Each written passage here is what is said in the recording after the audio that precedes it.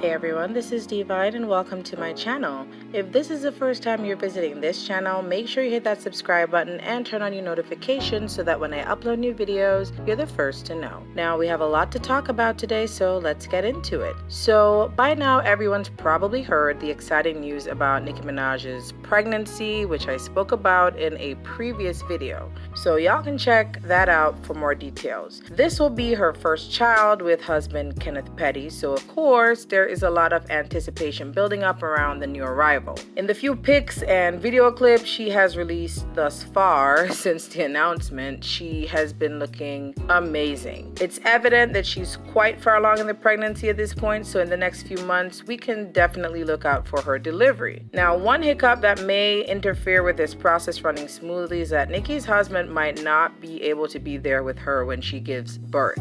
And this isn't because of COVID-19. Oh no, this goes back to Petty being a registered sex offender in California. Now remember that he was arrested earlier this year because he didn't register as a sex offender when he moved to California to be with Nicki. For those who don't know, he was reportedly convicted in 1995 for first-degree attempted rape and served almost 4 years in a New York state prison and was required to register as a sex offender and provide regular updates about his location. He would have been about 16 years old when this incident took place, and the alleged victim was also 16 years old. And the alleged incident took place in September of 1994 in Queens, New York, according to reports from The Blast. Now, back when Nicki first revealed that she was with Petty and the news broke on several media outlets about his legal issues, there was a lot of backlash from fans because she chose to be with him despite knowing about his past.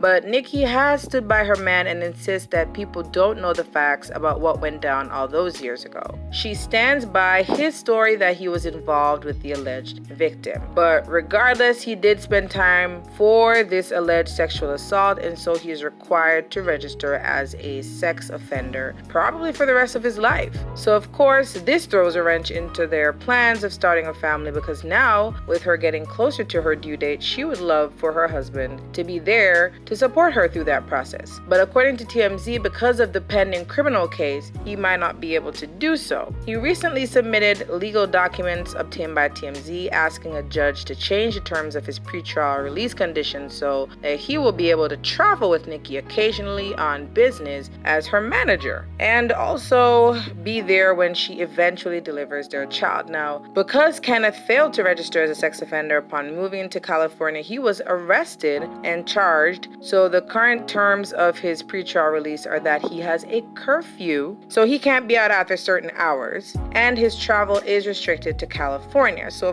of course, he needs to get a judge to adjust those conditions so that he can be there for Nicki if she goes into labor after his curfew hours kick in.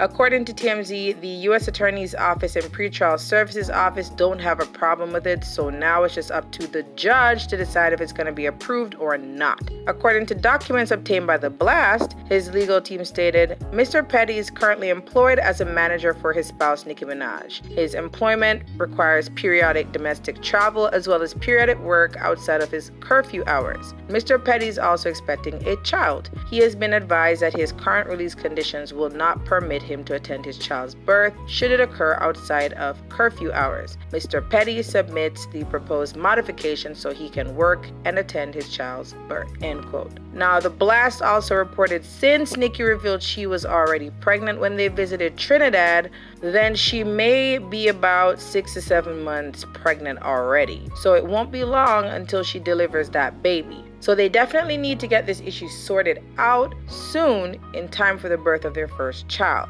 Okay, so now on to the latest with the Dr. Dre and Nicole Young divorce saga. So previously I spoke about their divorce proceedings, that Nicole filed for divorce, and in her petition there was no mention of a prenup. So to me that meant that the approximately $800 million fortune that Dr. Dre is sitting on was up for grabs.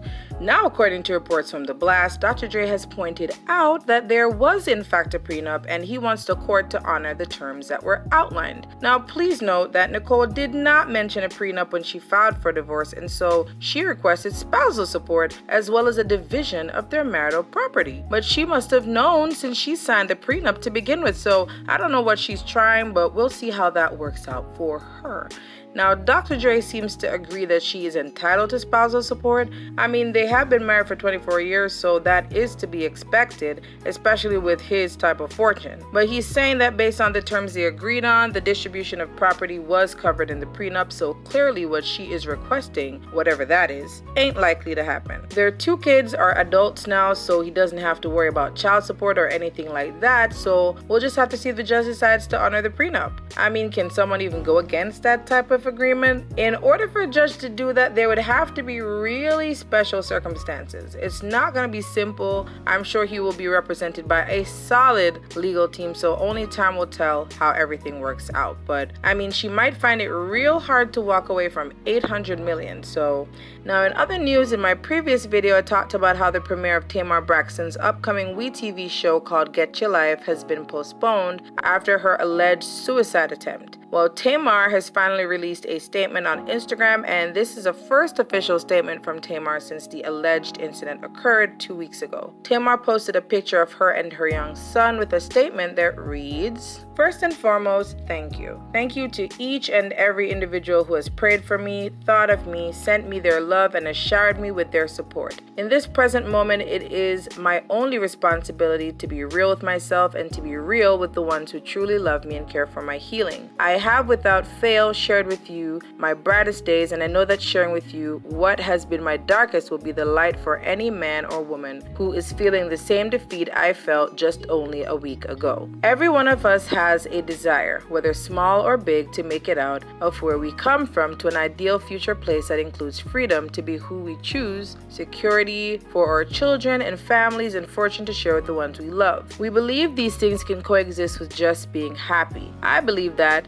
as a black woman, as an artist, an influence, a personality, I could shape my world, and with whom I believe to be my partners, they could help me share my world. Over the past 11 years, there were promises made to protect and portray my story with the authenticity and honesty I gave. I was betrayed, taken advantage of, overworked, and underpaid. I wrote a letter over 2 months ago asking to be freed from what I believed was excessive and unfair. I explained in personal detail the demise I was experiencing. My cry for help went totally ignored. However, the demands persisted. It was my spirit and my soul that was tainted the most. There are a few things I count on most to be: a good mother, a good daughter, a good partner, a good sister, and a good person. Who I was begun to mean little to nothing because it would only be how I was portrayed on television that would matter. It was witnessing the slow death of the woman I became that discouraged my will to fight. I felt like I was no longer living. I was existing for the purpose of a corporation's gain and ratings, and that killed me. Mental illness is real. We must normalize acknowledging it and stop associating it with shame and humiliation. The pain that I have experienced over the past 11 years has slowly ate away at my spirit and my mental. I will do everything in my power to aid those